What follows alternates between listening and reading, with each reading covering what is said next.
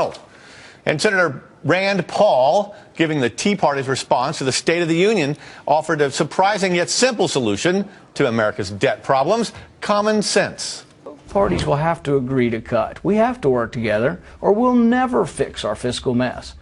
Bipartisanship is not what is missing in Washington. Common sense is. Trillion-dollar deficits hurt us all. Printing more money just feeds the never-ending appetite for spending, and it hurts us all. Joining us now, Republican Senator Rand Paul of Kentucky. Thank you for being with us, Senator. I'm going to start you off with a chance to mint your own Mark Twain quote. I kind of had the feeling that maybe the Tea Party had kind of fizzled and was on the way to dying. What do you say about that? Well, the Tea Party's been out there for a couple of reasons. I think we're equal parts chastisement to both parties. And both parties need to learn that we have to cut spending and that we have to give up on our sacred cows. But I was particularly insulted by the president last night saying that he's cut the deficit by $2 trillion. What planet does he live on? So he added $6 trillion to debt. What did he do? Because he didn't add $8 trillion, he saved us $2 trillion? It's absurd. I can't believe more people don't challenge him on this. Yes, I see. Now, to your credit, you attack both parties as being part of this spending problem. But in terms of actually trying to get something done inside the Senate, are you offending the Republican colleagues that you need to work with to try to reach some compromises with the Dems? Not necessarily. I think if you talk to Republicans, they'll acknowledge that during the Bush years, there were a lot of new federal programs added.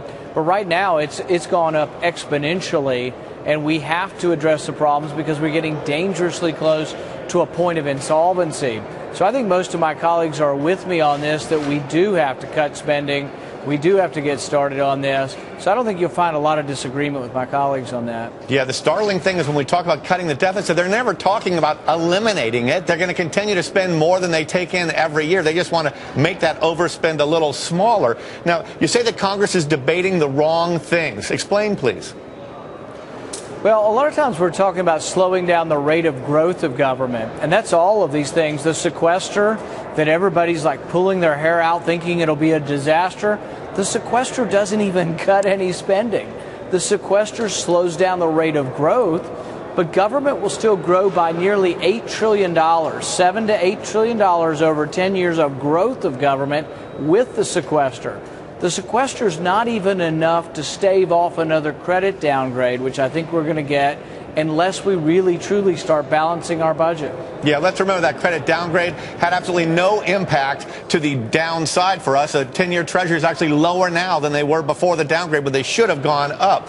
Now, in the meltdown of 1937, we were recovering from the Great Depression. And what happened is government got religion too soon on spending and deficits and worrying about it, and that made business pull back. That made stocks plunge 50%. Is there any chance that we got religion too soon on spending now? We've talked about it so much that it's hurting business confidence.